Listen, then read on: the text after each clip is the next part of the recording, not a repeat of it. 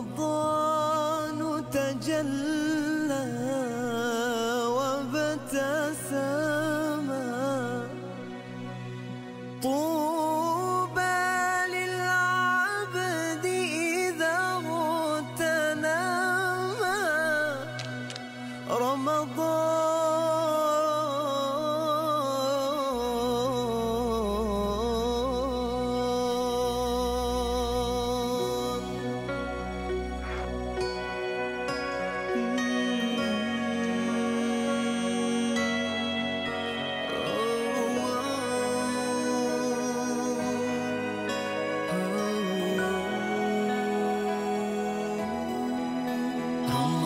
datang lagi bertandang di hati dengan wajah yang indah, tanda bermula pesta ibadah.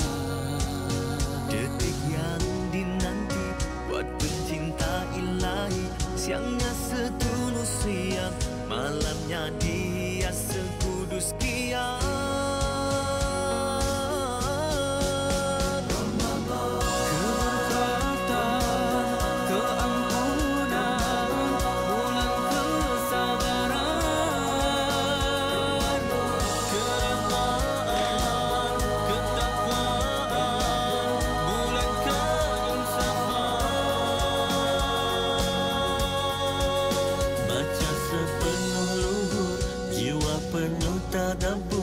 Cinta bergema syadu menyusuk sanubari yang rindu. Tinggalkan kekeruhan, datanglah kejenihan, penuh syukur gembira, kena mengharap kurnia Tuhannya. Okey. Nanti mesti pula landscape. Nanti ambil landscape. Okey. Okey, sorry nah. Ada call masuk. Okey, tak apa. Okey. Okey. InsyaAllah. Ni handphone lah. iPhone. Okey, boleh. Okey, tak apa. Nanti kita tunggu. Okey.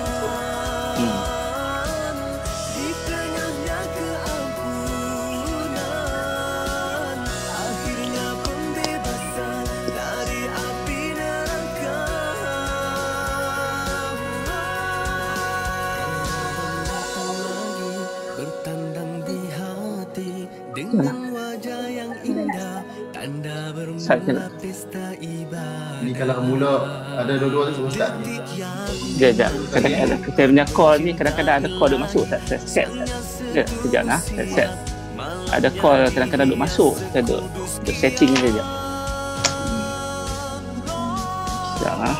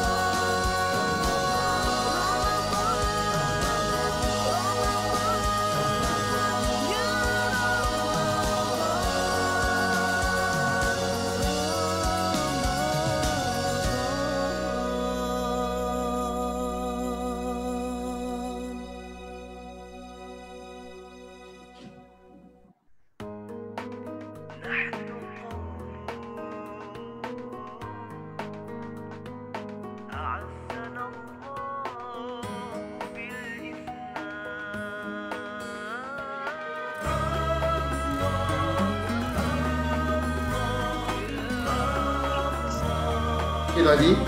Okey. Tak, saya tukar iPhone ni. Okey. Ya. Okey, alhamdulillah. Okey. Okey. Saya semua okey nah. Okey. Okey, Roger. Ilyas standby. Standby. Okey.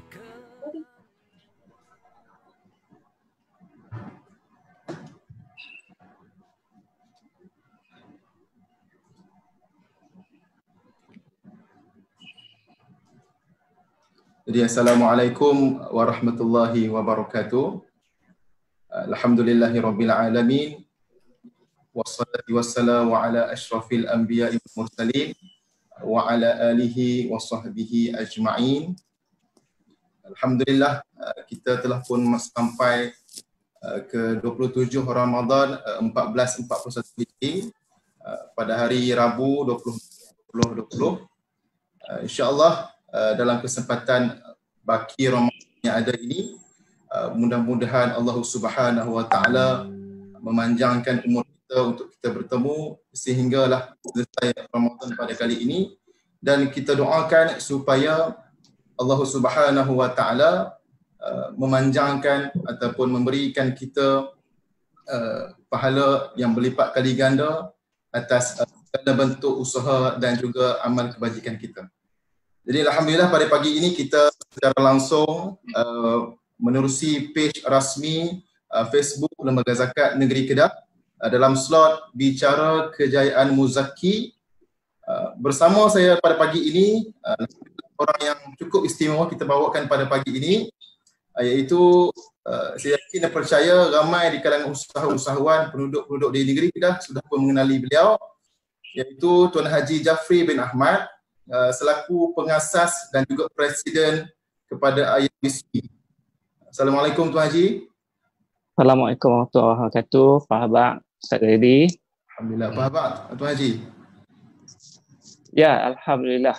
Alhamdulillah. Bagaimana puasa setakat ni, okey ke bulan ni? Alhamdulillah, cuma semalam kita tahu malam ke-27 Ramadan, kalau kita tengok semua orang akan fokus kepada ibadat lah semalam ni. Kalau di Tanah Suci Mekah tu, kalau saya di sana, kebetulan sebenarnya pada tarikh ni, tarikh saya berangkat sebenarnya, time ni saya berangkat daripada Madinah balik ke Malaysia 27-28 ni. Jadi oleh sebab masalah COVID ni, segala program segala ni tak dapat lah, apa yang kita rancang tu tak dapat kita laksanakan. Tapi itu semua adalah kehendak dia, kita tak boleh buat apa-apa lain tu. InsyaAllah mudah-mudahan kita bertemu Ramadan yang akan datang tahun depan, boleh Tuan Haji ke sana lah insyaAllah. Alhamdulillah, insyaAllah dah jadi rutin saya sebenarnya setiap Ramadan ni. Dah berbelas tahun dah. Allah. Okey, baik. Mewakili Lembaga Zakat Negeri, saya mengucapkan terima kasih kepada Tuan Haji pada pagi ini sudi meluangkan masa untuk berkongsi banyak resepi kejayaan sebagai seorang usahawan. Kita yakin percaya ramai di luar sana yang memang menunggu-nunggu apakah yang akan Tuan Haji kongsikan pada pagi ini. Jadi sebelum itu, mungkin kita dapat tengok siapa yang mengikuti live kita pada pagi ini, dan kita tanya sama ada suara jelas ataupun tidak. Kalau jelas, dari mana? Suara saya sendiri macam mana, suara Tuan Haji macam mana? Sebelum kita teruskan kepada perbincangan, sempat lagi untuk kita adjust kalau ada kekurangan dari sudut teknikal. Mungkin boleh komen yang masuk. Hazrul Naim kata dah share dan Alhamdulillah. Yang masuk kemudian yang Mahat Tafiz Darul Quran, Alhamdulillah. Mungkin boleh share suara kita macam mana, okey ke tak okey? Jelas tak suara saya? Jelas tak suara? Suara Tuan Haji macam mana? Suara Ustaz kat saya jelas, sangat jelas. Okey, sama. Mungkin live di Facebook mungkin berbeza sikit. Okey, dan kita harapkan orang yang sahabat-sahabat yang mengikuti live kita pada pagi ini boleh sama-sama kongsi ataupun share, tekan button share. Mudah-mudahan kongsian pagi ini bersama Tuan Haji dapat ramai-ramai lagi kita manfaatkan ataupun kita kongsikan dengan rakan-rakan kita. Semoga kita dapat sebarluaskan kebaikan kita pada pagi ini. Mudah-mudahan itu juga saham kita pada bulan Ramadan ini. Ya, insyaAllah itu juga yang saya harapkanlah. Semoga apa yang saya share ni dapat memberi banyak manfaat kepada pendengar-pendengar pada pagi ini. Okay, baik. Sementara kita menunggu respon daripada sahabat-sahabat, tuan-tuan dan puan yang mengikuti live kita pada pagi ini, mungkin saya boleh ceritakan sikit sebanyak apakah tujuan slot kita pada pagi ini, Tuan Haji? Ya, silakan. Saya ada call ataupun saya ada menghubungi Tuan Haji sebelum ni untuk menjemput ke program ataupun slot bual bicara pada pagi ini. Jadi mungkin kita boleh Dan apakah tujuan slot BKM ataupun bicara kejayaan Muzaki ini? Antaranya Haji, sebenarnya kat Kedah kita cuba untuk ketengahkan Muzaki atau dalam kata lain pembayar zakat yang konsisten menunaikan zakat ke lembaga zakat negeri Kedah. Jadi kalau ikut ni Tuan Haji dan juga Puan Hajah dan juga Ayam Bismis ni antara orang ataupun syarikat yang konsisten buat bayaran zakat kepada SZNK. Alhamdulillah. Kita juga dengan adanya slot bicara kejayaan Muzaki ini, kita juga sebenarnya nak beri ruang kepada para muzaki ataupun pembayar zakat untuk berkongsi tips ataupun nasihat bagaimana untuk menjadi orang yang berjaya, insya-Allah Tuan Haji. Terima kasih. Bila sebut soal kejayaan ni, sudah pasti kita nak dapat kejayaan, kita kena belajar pada mentor, orang-orang yang dah pun melalui jalan-jalan yang liku ni. Jadi saya rasa kita bawakan orang yang tepat pada bagi untuk kongsi. Dan yang ketiga, ruang untuk slot BKM ni Tuan Haji, kita sebagai medium untuk berkenal dan juga mempromosi produk keluaran Muzaki. Macam Ayam Bismi sendiri mengeluarkan ayam, dan ada lagi produk yang akan diceritakan nanti oleh Tuan Haji. Itu juga medan untuk kita mempromosikan produk Muzaki. Mudah-mudahan dengan sedikit iklan ataupun sedikit hebahan ini dapat membantu dari sudut jualan, dari sudut pendapatan. Dan sebab kita yakin dan percaya bila sebut soal tingginya pelanggan ataupun customer Tuan Haji, betul, sudah pasti akan tingginya pendapatan dan akhirnya sekali akan meningkatkan juga kutipan zakat. Itu yang penting sebenarnya. Betul. Dan yang last sekali, manfaat asnaf pun akan terbela di negeri kita. Bela. Okey, insya-Allah. Jadi kita pada pagi ini Tuan Haji, dengan tajuk jatuh bangun dalam perniagaan. Ya. Jadi saya rasa itu tajuk yang mungkin bersesuaian dengan perbincangan kita pada pagi ini. Kita nak melihat ataupun kita nak mendengar perkongsian daripada Tuan Haji sendiri, bagaimana Tuan Haji bermula ataupun bagaimana Tuan Haji melibatkan diri dalam dunia perniagaan. Dan sebelum saya terus kepada soalan yang pertama Tuan Haji, boleh Ya, silakan. Saya berceritakan sikit latar belakang Tuan Haji dan perniagaan yang dimaklumkan kepada saya sebelum ni. Untuk hadirin hadirat yang mengikutilah kita pada pagi ini, untuk makluman Tuan Haji merupakan pengasas dan juga presiden kepada Bismi Empire Sdn Bhd, iaitu holding company kepada 4 anak syarikat. Ada 4 anak syarikat. Yang pertama ialah Bismi Cergas Sdn Bhd, yang kedua Ayam Bismi Sdn Bhd, yang ketiga BioLife Sdn Bhd, dan yang keempat Ayam Bismi Food Sdn Bhd. Dan saya dimaklumkan yang keempatnya adalah syarikat yang baru ditubuhkan Tuan Haji. Ya, baru tubuh. Lebih kepada katanya lebih kepada added value produk, chicken, serunding, kalau raya-raya sesuai lah grup serunding ni kan. Itu dari sudut syarikat Tuan Haji. Dan saya dimaklumkan juga jenis operasi syarikat Tuan Haji. Katanya ada di sudut Ayam Bismi ni ada ladang ternakan. Betul Tuan Haji? Betul. Ada kilang. Okey, boleh saya masuk sekejap ya? Boleh. Okey, saya cerita sekejap. Di bawah Bismi Empire ni kita ada 4 company macam Ustaz tadi ceritakan tadi. Bismi Cergas tu terlibatlah aktiviti perladangan, peternakan. Di bawah Bismi Cergas ni kita ada lebih kurang 18 buah ladang. Di mana kapasiti ladang ni 1.8 juta ekor ayam. Kalau kita isi serentak pada masa tu boleh muat 1.8 juta ekor ayam. Dan secara puratannya kita masuk lebih kurang 900 ke 1 juta ekor ayam sebulan.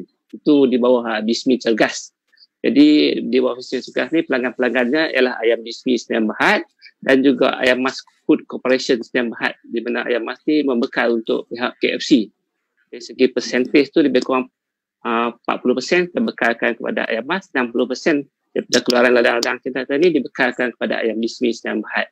Jadi seterusnya Ayam Bismi Sdn Bhd terlibat dalam bidang perkilangan dan peruncitan di bawah jenama Ayam Bismi. Kita ada kilang kita memproses sekitar 15,000 ekor sehari. Kita ada 13 outlet yang menjual jenama-jenama Ayam Bismi ni di seluruh Kedah dan Perlis. Dan juga kita ada lebih kurang 250 ejen dan stokis di seluruh Malaysia yang menjual produk di bawah jenama Ayam Bismi. Seterusnya Naka BioLife adalah terlibat dalam aktiviti lab, aktiviti makmal di mana semua dedak-dedak yang kita bagi untuk ayam-ayam ni kita test dulu. Kita nak pastikan yang dedak-dedak ni bebas daripada sumber posin. Itu posin ni lebih terlibat pada kinsel pada sumber lah. Kalau sebelum ni kita tak ada makmal sebelum ni, kita hantar kepada lab-lab luar ni, result dia agak lambat kita nak dapat. Kadang-kadang sampai ayam tu habis baru kita dapat result tu. Sebab tu kita tubuhkan lab kita sendiri dan ada microbiologist kita sendiri yang bekerja di lab ni. Di lab ni akan tentukan apa ubatan yang kita nak guna untuk ayam, air, kandungan, apa semua terlibat dengan lab. So seterusnya yang satu lagi tu ayam biscuit food yang kita baru tubuh. Jadi ayam biscuit food ni kita tengok banyak terlibat dalam add value product. Add value product ni kita plan nak buat macam-macam lagi lah lepas ni. Cuma sekarang ni terlibat dalam chicken popcorn, terlibat serunding, ayam perak macam tu, add value punya produk. Ya, silakan sambung Ustaz. Okay, baik. Jadi itu sedikit data belakang sebenarnya yang boleh dikongsikan perincian-perincian dengan syarikat-syarikat di bawah ataupun Bismi Empire Sdn Bhd. Berdasarkan perkembangan perniagaan Tuan Haji sekarang, Tuan Haji, kita pergi pada soalan lah.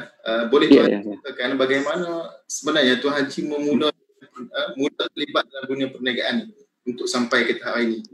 Okey. Silakan Tuan Haji. Sebenarnya perniagaan yang saya ada pada hari ini sebenarnya dah lama wujud. Dah hampir kalau ikut data dan fakta tu dah 32 tahun wujud.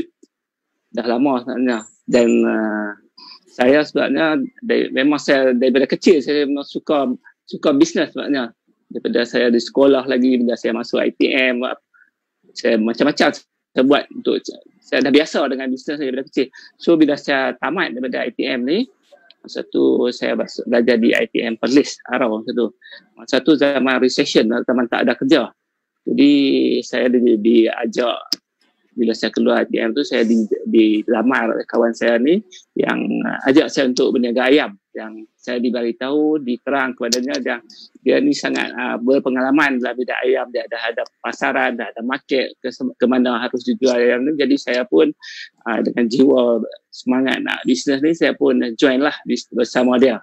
Dan bisnes ayam dibuat secara kecil-kecilan sangat tu. Kalau saya ingat permulaan perniagaan tu, hari pertama kita cuma sembelih 50 ekor ayam.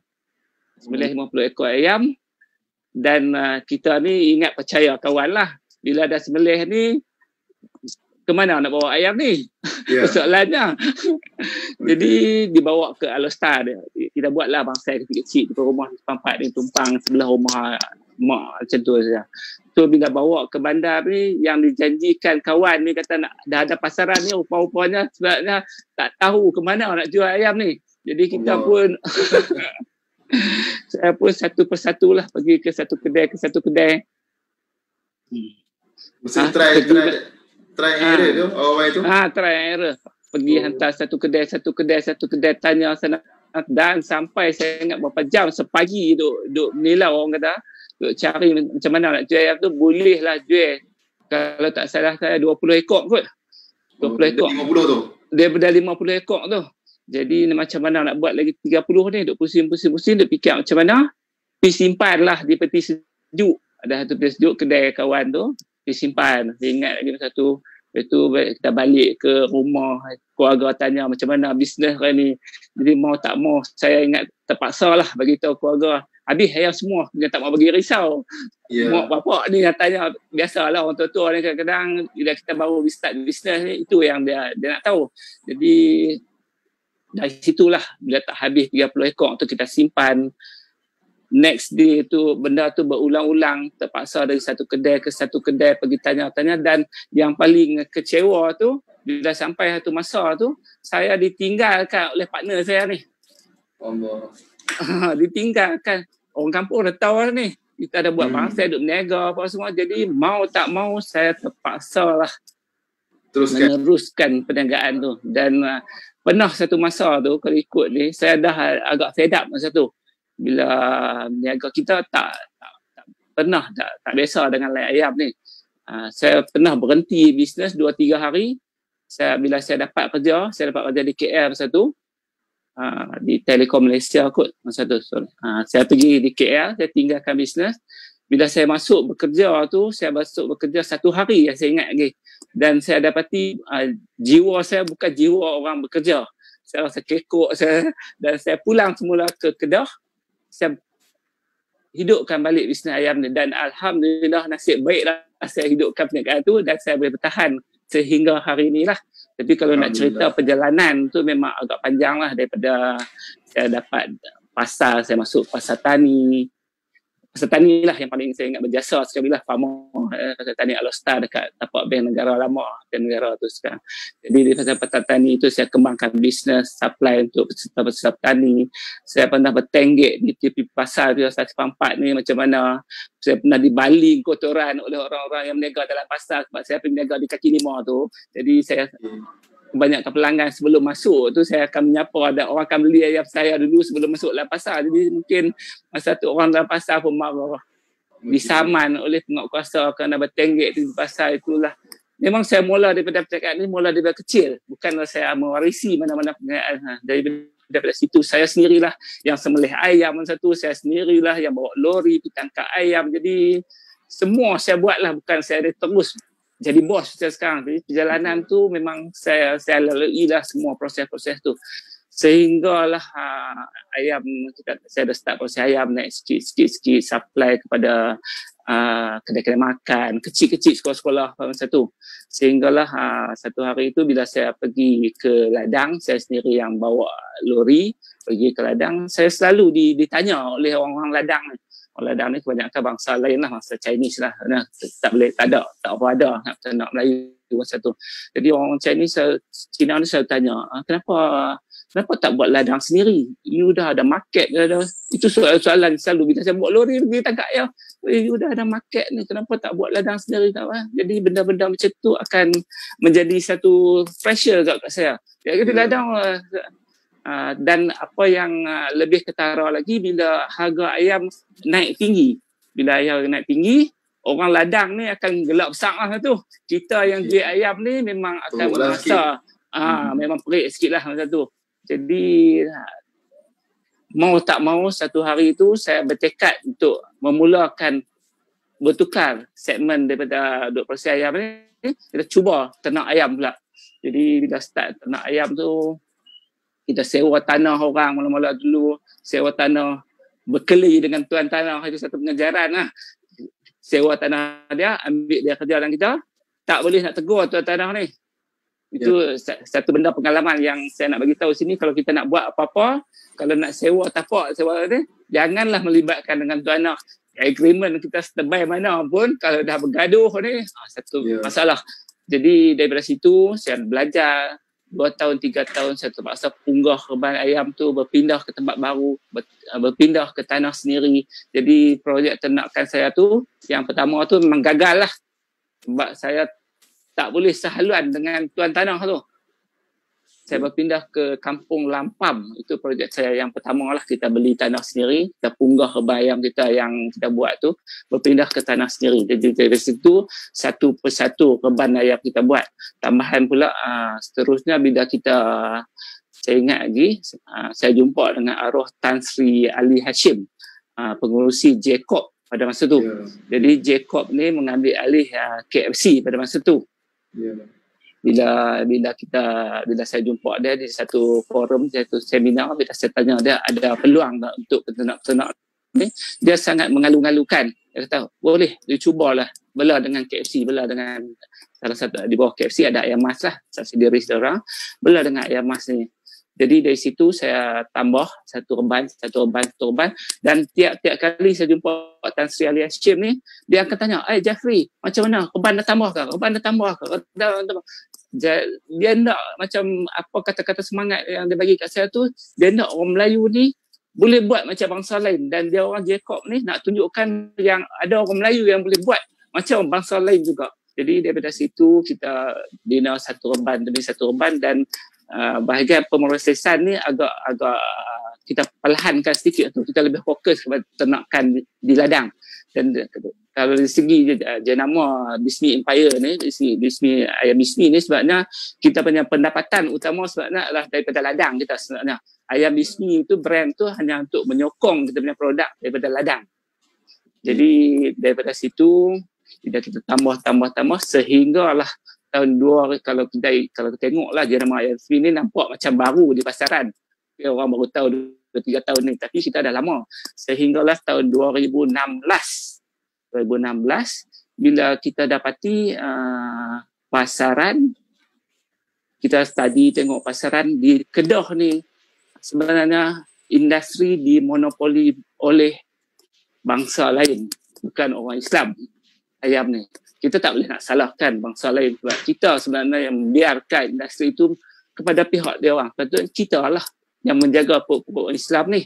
Dan dari situ kita cuba sebab kita ada kapasiti ladang yang besar.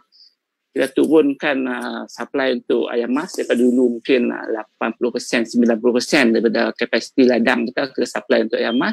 Kita turunkan sikit, kita besarkan kilang kita. Kalau dulu kita sembelih 1,000-2,000, kita besar extend kita punya kilang dan kita cuba untuk pastikan yang ayam-ayam di Kedah ni kita nak biarlah orang kita yang menjaga pokok Islam kita. Jangan kita biarkan mengapa oleh orang asing yang monopoli industri ini. Sepatutnya kita yang buat benda tu. Ya. Itulah sepintas lalu sejarah Ayam Bismi ni. Betul cakap Tuan Haji tadi, Tuan Haji. Kalau kita nak cerita daripada awal pelibatan Tuan Haji dalam bisnes sampai hari ini, saya rasa mungkin tak cukup hari ini. Kan? Betul, panjang lah 32 panjang tahun lah, ni. Nanti kita boleh sambung ataupun kita kongsikan dalam siri-siri yang akan datang, insyaAllah. Betul. Bila saya tertarik bila Tuan Haji sebut sebenarnya minat bisnes ni kita kena pupuk dari kecil. Betul. Ya, yang penting sebenarnya. Jadi mungkinlah bila kita sebut perniagaan itu dipupuk dari kecil, minat itu, maka apa pun kita akan mudah untuk stay dalam perniagaan saya lah. Betul. Jadi bila difahamkan Tuan Haji tadi berkongsi dengan kita, Tuan Haji telah pun melibatkan dalam perniagaan selama 32 tahun. Betul. Dan saya rasa itu satu tempoh yang panjang dan pasti untuk dan bangun dalam perniagaan. Betul Tuan Haji? Betul, ya. Biasalah. Jadi bila tengok situasi semasa kita pada hari ini, kita terkena tempias pandemik COVID-19 ataupun COVID-19 dan waktu ini juga waktu yang sukar ataupun saat sukar semua peniaga, usahawan ataupun pemilik perniagaan untuk pastikan perniagaan mereka ni boleh survive. Okay. Yeah. Dan kalau dari sudut pandangan Tuan Haji sendiri, apakah cabaran ataupun halangan terbesar yang Tuan Haji pernah tempuh dalam tempoh dunia perniagaan yang 30 tahun tadi? Okey. Silakan. Dia sebenarnya cabaran ni dalam bisnes ni. Bisnes tu wujud. Kalau kita nak konsep asas, bisnes tu wujud kerana ada masalah, ada cabaran bahawa ada bisnes. Kalau tak ada bisnes, tak ada cabaran, tak akan wujud bisnes. Bisnes tu tak berkembang, bisnes tu tak berkembang bisnes tu. Dia simple saja analogi dia. Kalau kita tengok challenge ni, cabaran ni, kita tengok metafora macam mana perjalanan menaiki gunung. Bagaimana jalan-jalan berliku tu, kita nak naik ke gunung, dia takkan ada jalan yang lurus untuk sampai ke puncak gunung. Dia pasti ada lekuk-lekuk yang kadang-kadang terpaksa diturun balik. Corner tu turun balik baru dia naik semula. Dalam bisnes pun macam tu. Kalau kita terlalu cepat untuk naik, masalahnya kalau cepat untuk kita jatuh. Jadi adalah menjadi biasa mengharungi cabaran-cabaran ni. Kalau dalam bisnis sendiri, kami terlibat dalam ayam bernyawa, benda hidup. Jadi bukan kita buat roti menggunakan mesin, dia akan ikut apa yang kita ajunkan, dia akan keluar. Tapi ayam hidup ni benda bernyawa yang kadang-kadang 35 hari saja umur ayam ni. Ini yang terjadi sekarang. Saya bagi contohlah. Ayam, kenapa ayam agak mahal sekarang? Tinggi sikit lah kalau banding dengan biasa. Sebab 35 hari yang lalu, ayam terlalu murah. Bila start PKP tu, kedai ditutup, orang tak boleh berniaga, apa semua, ayam terlalu murah. Semua seekor ayam dia kau RM2, RM3, RM4 kerugian dan penternak mengambil tindakan untuk mengurangkan pengeluaran. Jadi bila keluaran kurang, bila kerajaan buka balik ekonomi, demand meningkat dan ayam tak ada. Nak fokus benda-benda hidup ni kadang-kadang itu ya, nak planning, nak apa, bukan, agak sukar sikit benda tu. Jadi kita macam saya, kita dah 30 beberapa tahun, kadang-kadang walaupun kita boleh fokus dalam benda tu, tapi kadang-kadang lari juga apa yang kita fokuskan. Okey, kalau dari segi bisnes contohnya, kita terlibat apa yang kita pernah mengalami masa saya start bisnes lah, masalah hutang piutang. Banyak sangat. Saya sampai hampir jatuh satu masa tu, di mana terlalu banyak apa yang kita harapkan pelanggan-pelanggan ni akan bayar balik, semua tak terjadi benda-benda tu. Jadi kadang kesalahan kita lah sebabnya. Itu kita belajar lah. Sebabnya apa yang kita boleh dapat di sini, bukan semua pelanggan itu adalah pelanggan yang patut kita berniaga.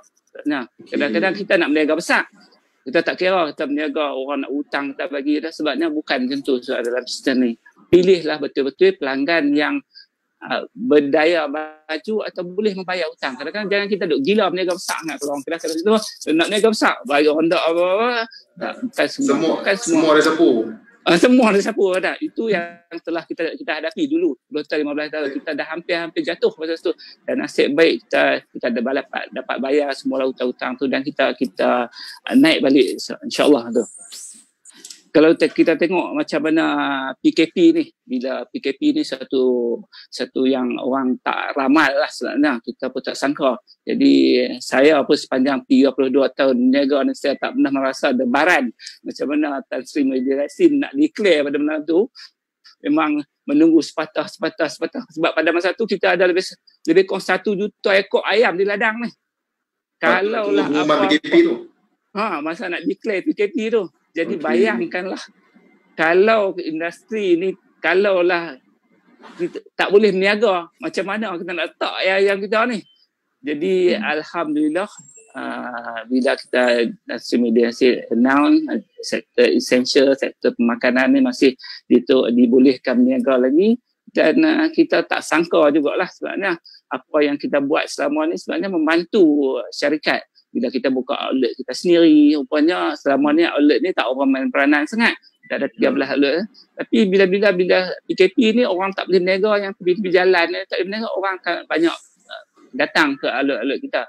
Bila kita ada stokis dan ejen-ejen kita seluruh Malaysia yang selama ni mungkin jualannya agak perlahan, tapi bila masa PKP ni tiba-tiba daripada ayam frozen kita yang kita buat untuk pack untuk ejen-ejen ni, daripada 1,500 ekor sehari meningkat sehingga 3,000, 4,000 ekor sehari, yang kita tak mampu nak penuhi supply pula. Kita pun tak sangka lah benda-benda macam tu. Ada segmen yang negatif, ada segmen yang positif. Walaupun di ladang harga ayam kita agak murah pada saat tu, alhamdulillah sektor peruncitan kita masih boleh cover balik lah sepanjang PKP tu. Dan ya. Ada kita teruskan. Mungkin sama-sama itu Tuan Haji. Kita tengok sahabat-sahabat kita Facebook yang masuk sudah pun mencecah 40 orang. 40 orang alhamdulillah begini. Mungkin pakat-pakat mungkin sementara lagi mungkin boleh pakat-pakat share. Yang 40 orang yang tengok ni share. Dan kita juga akan Tuan Haji, kita akan tengok juga soalan-soalan daripada sekiranya ada soalan-soalan yang boleh kita buka ruang untuk sahabat-sahabat pendengar ataupun penonton yang mengikuti live pagi ini untuk bertanyakan soalan terus kepada Tuan Haji insya-Allah. Okey, baik, teruskan Tuan Haji. Ya, sila. Okey, kita tengok lagi satu dalam bisnes ni, kadang-kadang bisnes kita ni bukanlah sempurna sangat. Kadang-kadang kita pun dalam learning process. Bila kita buka outlet masih lagi agak berterabur. Kita tak pernah buka outlet sebelum ni. Dah 20 tahun ke-28 bisnes, baru 3-4 tahun ni yang kita buka satu persatu cawangan ni.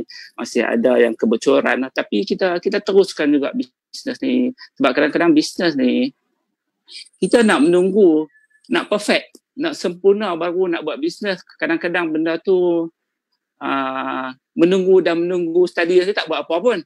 Orang kata nak buat bisnes tu tak apa, buat dulu. daripada orang kata kalau nak dapat, katakan kita ibaratkan nak dapat untung RM1, tapi kita buat dengan dapat 6 kupang, 7 kupang, buat tu juga. Kadang-kadang kita nak tunggu RM1 tu, kita duduk tangguh-tangguh terus berapa tahun jalan, tapi kita teruskan. Kalau kita panggil low hanging fruit, kalau mak saya cakap ni, mana yang kita boleh petik, kita petik dulu. Kita nampak buah tu di atas memang cantik, tapi kita nak kena pakai galah, kita nak kena panjat lah. Yang mana boleh petik, yang mana boleh buat, kita buat dulu. Jangan kita tunggu sampai nak perfect baru kita nak buat. Itu yang kita selalu amalkan lah di bisnes ni. Baik, saya berhajat nak bacakan soalan daripada sahabat daripada FB aktiviti live pada pagi ini, daripada Ustaz Muhammad Sudi Saad. Salam Tuan Haji, ramai usahawan Bumi Putra kita menjalankan perniagaan, ada kalanya mencuba beberapa perniagaan dan kebanyakan akhirnya hilang fokus. Maka semua perniagaan lingkup. Jadi apa pandangan Tuan Haji? Okey, ini yang saya dalam sepanjang 32 tahun, di antara resepi kejayaan di sini ini adalah kita betul-betul fokus kepada bisnes kita. Jadi walaupun saya ni bila kita dah start bisnes, kawan-kawan ramai, kawan-kawan kenal, dia ajak buat bisnes tu, dia ajak buat bisnes ni, tapi saya tetap dengan pendirian saya tak akan buat bisnes yang saya tak tahu. Kita buat bisnes sebagai seorang usahawan ni, kita buat bisnes apa yang kita tahu, apa yang kita pakar dalam bidang tu. Sebab kadang-kadang satu bisnes ni, kita nampak cantik, kita nampak kawan-kawan kita bisnes, nampak untung, kita pun nak buat bisnes tu. Sebenarnya perjalanan tu sama saja apa-apa bisnes tu. Dia akan ada masalah, dia akan ada cabaran dia tersendiri. Jadi kita buat bisnes, kita fokus kepada bisnes kita tambah baik kepada apa yang kita boleh bagi kat bisnes kita. Jangan kita sekejap buat ini, nampak kawan buat ini berjaya, kita pun nak buat sama. Nampak kawan ni ajak kongsi, nampak kawan dah beli Mercedes berapa hari bisnes. No, bisnes bukan begitu. Kita fokuslah kepada bisnes kita, dan kalau kita ingat 3 tahun pertama itu sangat penting dalam bisnes. Kalau kita tengok konsep macam mana kapal terbang tu nak take off, nak terbang. Kalau dia nak crash 5 minit yang pertama. Kalau dia dah naik sampai satu level, jaranglah kita dengar kata flight ni akan crash. Jadi 3 tahun pertama ni sama dengan level 5 minit flight take off tu. Jadi kebanyakan usahawan nak berjaya tak berjaya 3 tahun yang pertama. Jadi pastikan boleh lepas 3 tahun tu, insya-Allah bisnes tu boleh dipertahankan. Fokus tu penting dalam bisnes. Baik, menarik yang dikongsikan oleh Tuan Haji berkenaan tadi bila kita sebut tentang soalan audio kita pada pagi ini. Ramai yang dia ikut trend. Betul Tuan Haji? Orang nak buat ni, dia nak buat ni. Akhirnya kita pun sama-sama jatuh dengan orang lain. Betul. Jadi, nampak mungkin kita kita yang menarik dikongsikan Tuan Haji tadi, kita perlu fokus ataupun buat apa yang kita tahu. Dan tahun pertama tu adalah fasa yang getir buat semua usahawan untuk pastikan dia boleh sustain ataupun boleh survive dalam perniagaan. Baik, kita teruskan soalan yang seterusnya Tuan Haji. Bila sebut soal perniagaan, ini mungkin ramai yang nak tahu sebenarnya. Bila sebut soal perniagaan pasti perlukan modal Tuan Haji. Ya. Modal ni kita faham bila sebut modal perniagaan, sumbernya mungkin datang daripada diri sendiri melalui simpanan kita dan sebagainya, kemudian ataupun melalui pinjaman daripada institusi kewangan, dan juga mungkin daripada geran-geran kerajaan. Betul. Okay. Dan bila sebut soal modal, inilah selalunya menjadi masalah utama kepada semua untuk memulakan perniagaan. Apa komentar Tuan Haji? Ya, biasa tentang modal ni. Satu kajian yang telah dijalankan untuk start bisnes ni, kadang-kadang kita banyak dibantu, kadang kerajaan bantu ni, tetapi syarikat-syarikat yang terlalu banyak dibantu, selalu mengharap bantuan ni sebabnya adalah syarikat-syarikat yang sangat rapuh dibandingkan dengan syarikat-syarikat yang boleh bertahan dengan modal sendiri. Dia tak mengharapkan mana-mana bantuan. Ini syarikat-syarikat yang betul-betul strong sebabnya. Kajian memang ini fakta. Jadi kalau kita tengok modal ni sebenarnya, kita yang menjadi kelemahan kita orang Melayu lah, orang besar kita, satu dari segi perakaunan. Bila kita tak buat account dengan betul, dia akan sukar untuk kita mendapatkan loan, pinjaman apa-apa. Kadang-kadang kita campur adukkan, yang itulah duit poket kita, yang itulah duit kita nak belanja, yang itulah kita bayar customer kita. Jadi semua diadukkan sebabnya dalam bisnes bukan begitu. Jadi macam saya sendiri, saya start bisnes dulu tak ada apa-apa bantuan. Saya start sendiri, supplier tu percaya.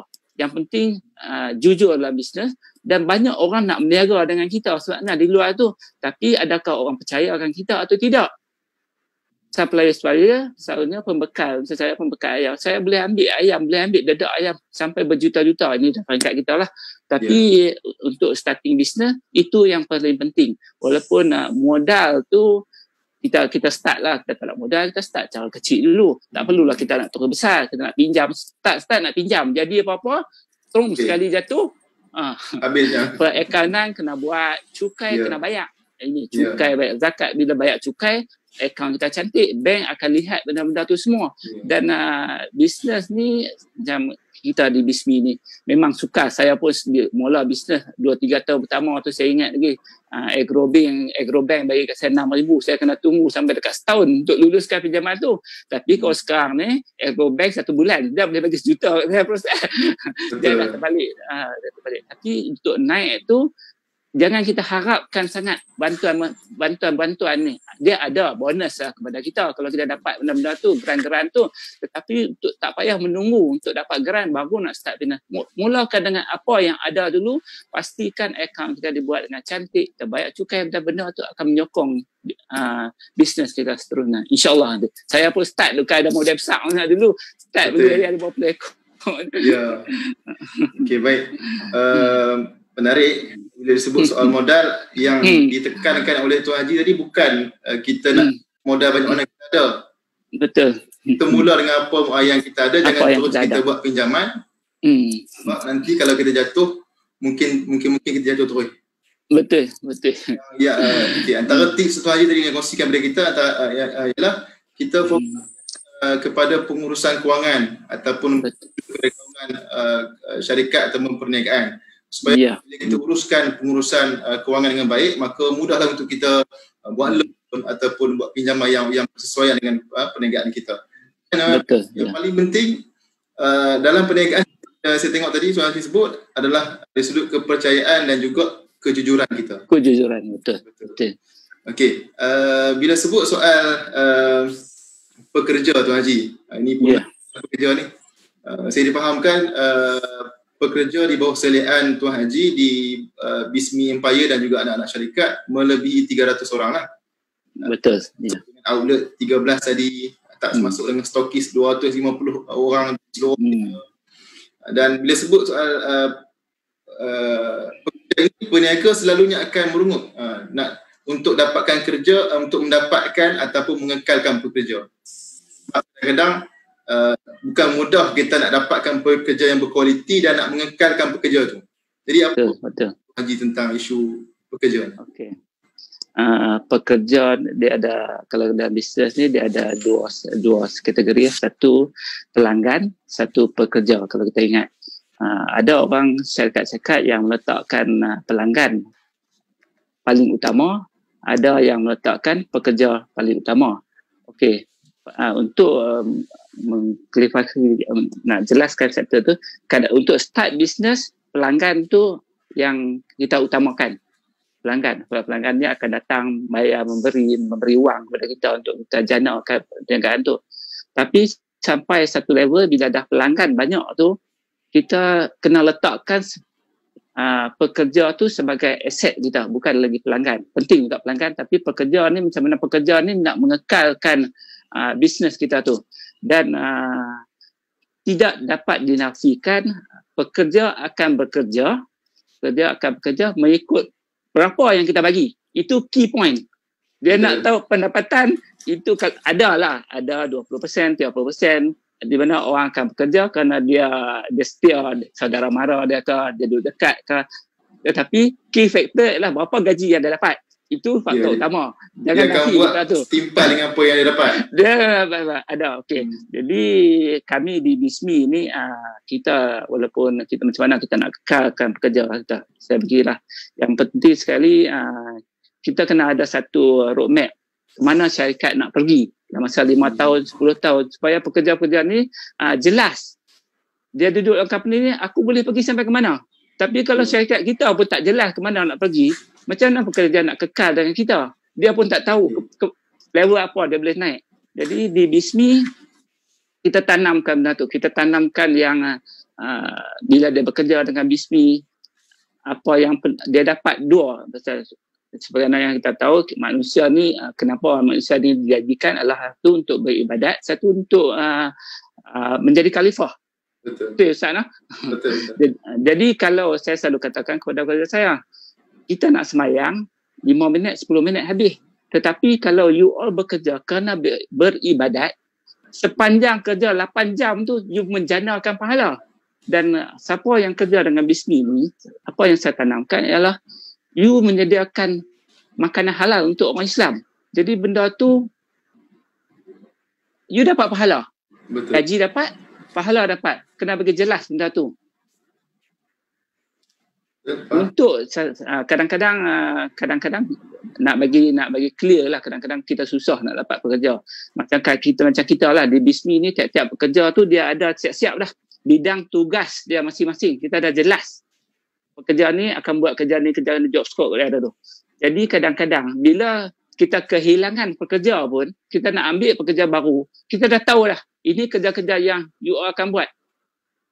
Jadi pergi dan masuk tu biasalah dalam organisasi ni. Jangan risau tu. Ada pekerja yang setia, ada yang nak gaji besar. Tapi kalau kena ingat orang yang demand gaji ni sebenarnya, pekerja yang demand gaji ni sebenarnya dia ada kemahiran dia masing-masing. Kalau tidak dia tak akan demand. Jadi bagi kita ini kita anggap sebagai satu peluang untuk kita, sebab kita kadang-kadang nak ambil pekerja yang bijak, yang pandai, kita boleh tawarkan gaji yang tinggi. Sebab orang-orang ni orang pandai ni dia akan demand sedikit.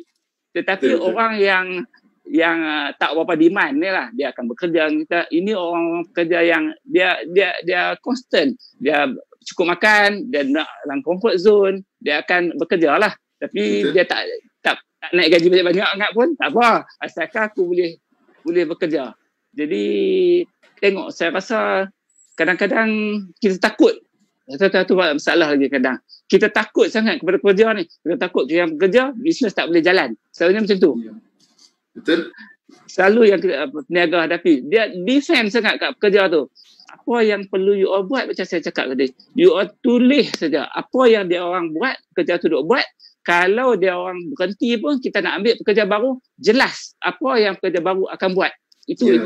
Jadi kehilangan pekerja, itu biasa dalam industri ni. Macam di Disney pun kita terpaksa pakai pekerja buruh asing sebab di ladang kita tak boleh elok. Kita terpaksa pakai Indonesia semua, tapi semua Muslim. Pandai-pandailah kita mengurus pekerja. Tapi pekerja tu ada. Sama ada dia nak bekerja dengan kita atau dia nak bekerja orang lain. Pekerja tu ada. Nak jumpa dengan kita atau tidak. Itu aja. Betul. Jangan takutlah kata pekerja tu tak ada. Betul. Setuju. Bila menarik untuk dikongsikan berkenaan pekerja tadi, point yang kita perlu faham ialah permulaan bisnes mungkin kita fokuskan kepada pelanggan.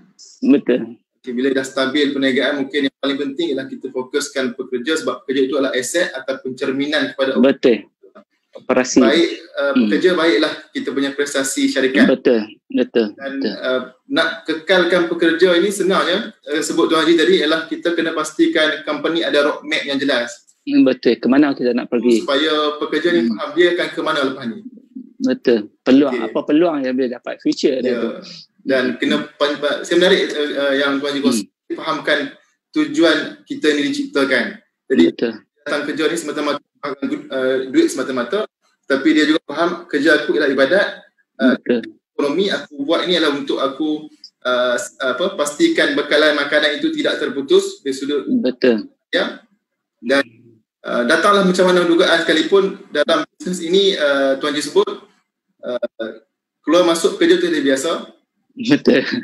Kita sebagai majikan perlu sediakan job scope ataupun skop kerja yang jelas, supaya nanti masuk orang dapat teruskan dengan baik tanpa melemahkan syarikat kita. Baik Tuan Haji, ada soalan di kita. Terima kasih yang bertanya. Sama dengan soalan yang saya nak tanyakan kepada Tuan Haji tentang konsisten ataupun tidak, ataupun macam mana kita nak jadi orang yang konsisten dalam perniagaan.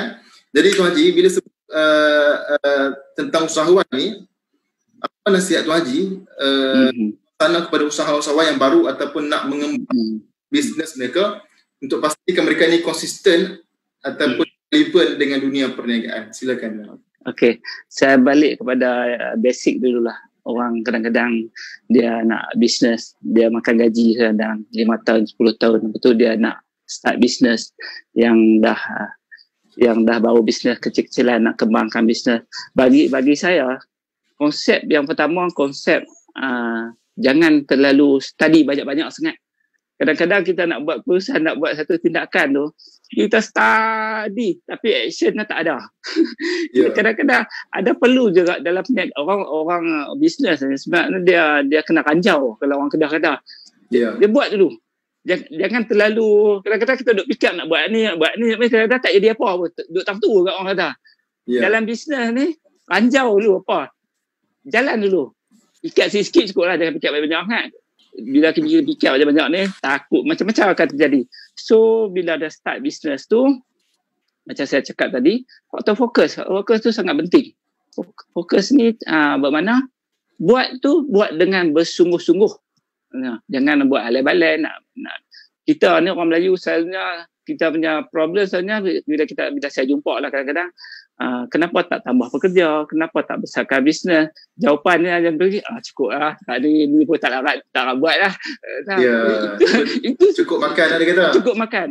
Itu bukanlah sebabnya bisnes tu perlu dikembangkan, duit tu perlu kalau duit banyak sangat kita boleh bayar takat, boleh apa, perlukan benda tu.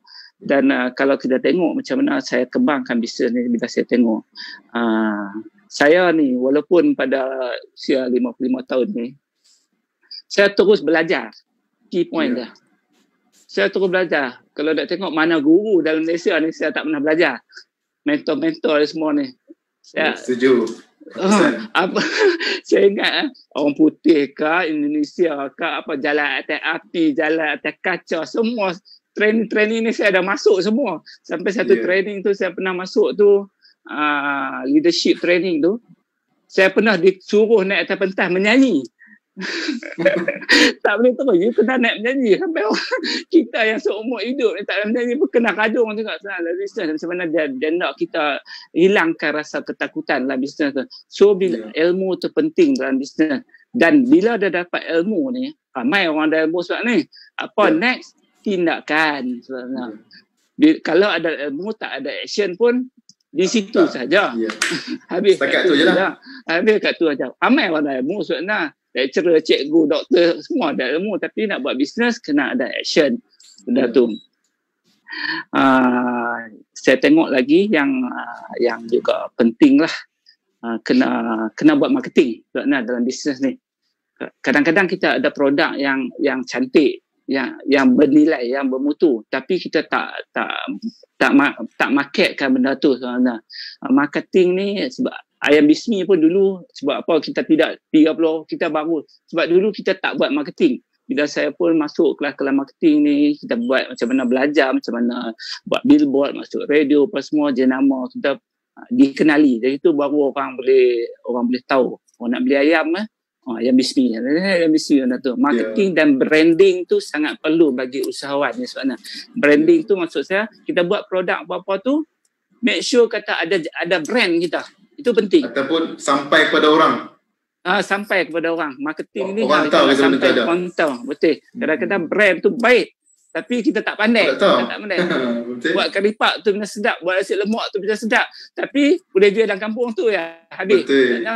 Jenama tu boleh pergi jauh lagi. Dan kita tengok dari industri makanan di Malaysia ni, sebabnya industri makanan ni sebabnya kita tengok masih lagi banyak di monopoli oleh bangsa lain. Bukanlah kita nak salahkan mereka. Mereka ni pandai ambil peluang. Halal, kita tengok logo halal masih lagi banyak digunakan di syarikat-syarikat non-Muslim. Tapi itu adalah kelemahan kita sendiri. Kita tak pandai ambil peluang tu. Saya tengoklah kalau dari segi BISMI ni, sepanjang saya belajar ni, kita cuba dapatkan mentor, guru-guru yang boleh bagi panduan kepada kita. Dia macam ni, dah mudah saja.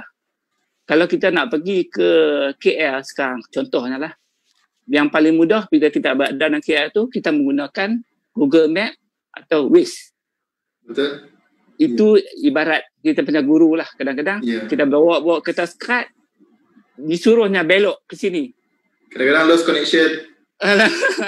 Macam mana Waze ni membantu kita. Jadi pentinglah, saya pun sendiri pun pernah berguru, pernah belajar. Jadi perlu ada panduan, perlu ada mentor.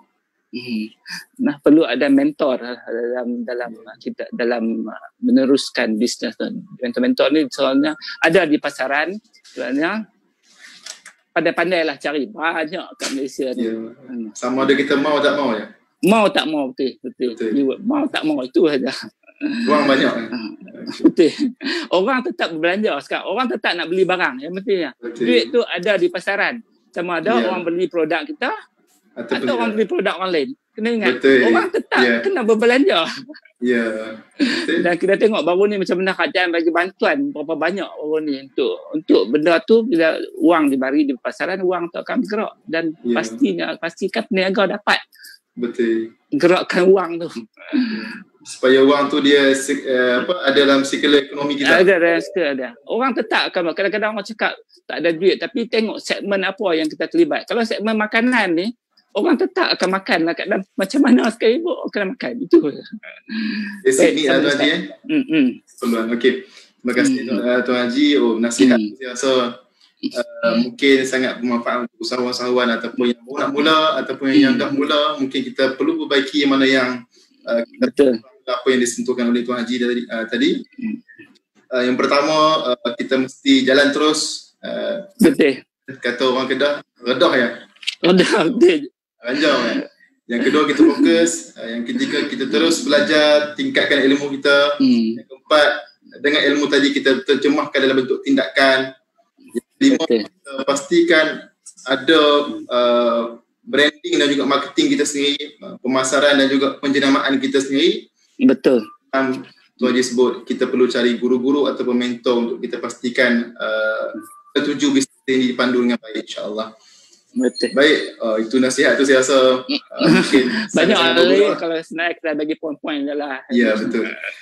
Baik, kita pun saya rasa kita dah pun sampai di penghujung rancangan kita pada pagi ini ataupun slot ini. Mungkin sekadar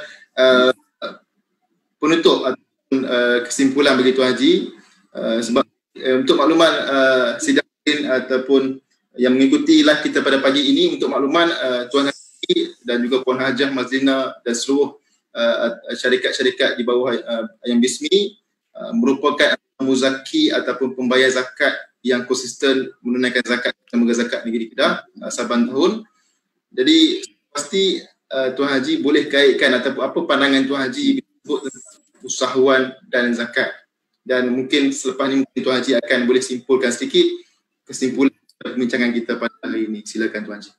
Okey, sudah kita bayar zakat lebih kurang 200,000 lah. Saya bagi tahu sikit untuk galakkan, dan sumbangan daripada pekerja kita lebih kurang 50,000 lah sebenarnya. Zakat ni penting untuk membangunkan ekonomi, untuk selain daripada membantu asnaf-asnaf tu. Dalam masyarakat kita nak membangunkan Islam ni, dia macam-macam cara. Ada orang kata berdakwah. Betul, berdakwah tu orang tabligh pun buat kerja. Tetapi kita perlukan penjana ekonomi, supaya kita tengok di Facebook sendiri pun, kalau kita buka hari sponsor di Syria, di madrasah nak bina, nak buat telaga. Jadi kalau kita tak ada orang-orang kaya lah, maksudnya pembangun ekonomi ni, macam mana sumbangan-sumbangan tu, benda-benda tu nak dilaksanakan. Dan masih ramai lagi di luar sana yang masih susah sebenarnya. Kita tak boleh membiarkan bangsa-bangsa kita susah sebenarnya. Sayang lah tu. Dan untuk membangunkan Islam sebenarnya, banyak, bukan saja semestinya kita berdakwah, kita nak orang-orang yang boleh membantu dari segi ekonomi, dari segi macam-macam sebenarnya untuk bangun. Jadi bagi saya, kita nak syarikat tu banyak maju maksudnya. Kita macam saya kalau boleh, saya nak semua orang Malaysia ni nak bisnes dan dia boleh menyumbang untuk pembangunan. Kita nak macam tu. Betul. Kalau kita tak ada, kita boleh lah, kita kata kita kuat iman, kita beribadat, tapi benda tu hanya untuk diri kita. Kita tak boleh menyumbang untuk orang lain kalau kita tak ada wang. Nah, kadang-kadang kita tengok, kadang-kadang orang ni dia ada agaklah, dia dengki kat orang kaya lah apa semua, dia dengki kat dia sendiri kadang-kadang takut untuk kaya. Dia kata duit ni takut hilang, takut habis. Takut dia lupa diri. Dia kata saya kaya, dia kata dia pergi nikah lain lah, dia pergi buat maksiat lah. Ada benda tu dalam fikiran lah. Tapi sebenarnya itu adalah sikap kita. Nah, kalau nak cerita orang menikah ramai ni, driver bus, driver lori banyak. Tapi bila jatuh tidak disediakan. Tapi kita perlukan penjana ekonomi sebenarnya. Semakin banyak orang kaya, semakin banyak kita sumbang. Macam bukan saja, maksudnya saya sumbangan dari zakat tu, tapi macam di bisnis sendiri kita dari segi cukai pendapatan kita bayar lebih daripada 1 juta untuk tahun lepas cukai dah. Jadi pentinglah untuk supaya ekonomi terus naik dan semua dapat dibantu maksudnya. Saya setuju sangat. Okay, baik. Untuk maklumat tuan-tuan dan puan yang mengikuti live ini, mungkin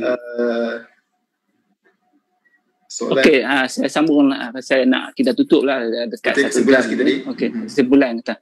Jadi bagi saya telah lalui 32 tahun bisnes ni, yang sebenarnya manusia ni kita dilahirkan untuk berjaya sebenarnya.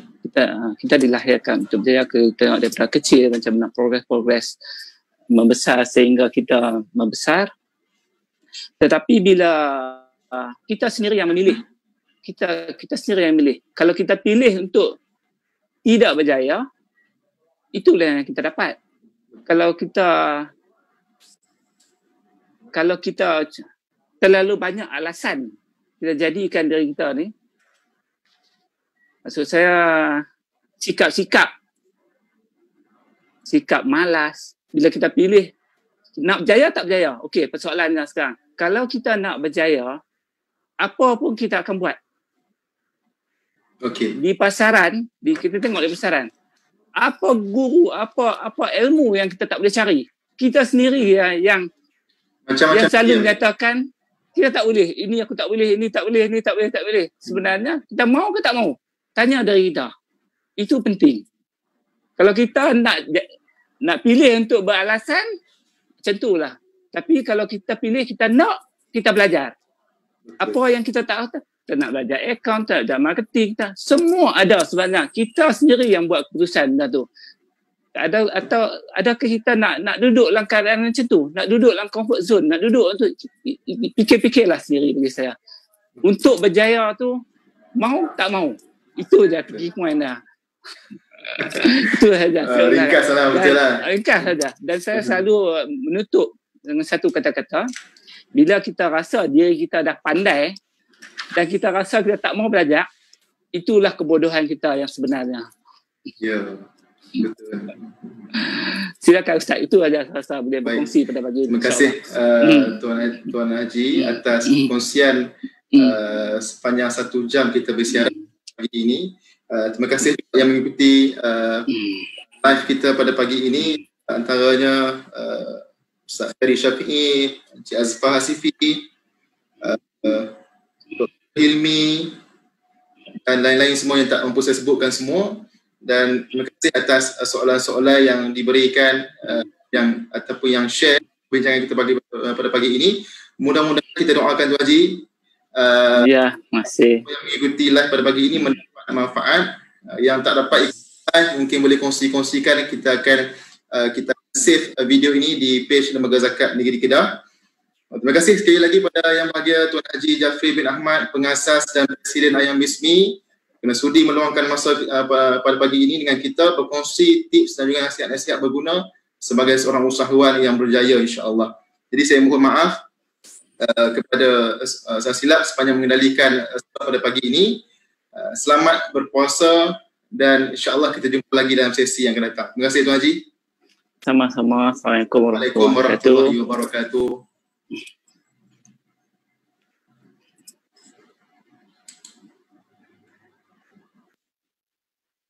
Okey. Kakak tu.